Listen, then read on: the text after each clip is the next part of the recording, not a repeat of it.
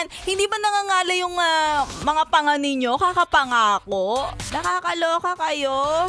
Ay, kasi tayo, 'di ba, tayong mga pinangakuan, lagi na lang tayong intay-intay. Kailan ba 'to magbabayad? Intay-intay, kailan ba 'to magbabago? Nga na lang tayo. Yes, friend, nga kakapangako nila.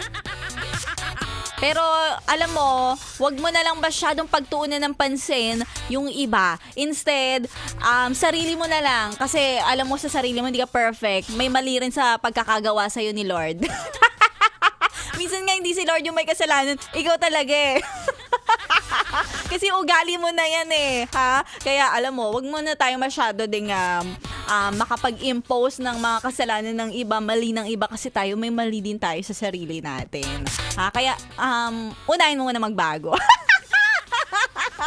Magandang tanghali sa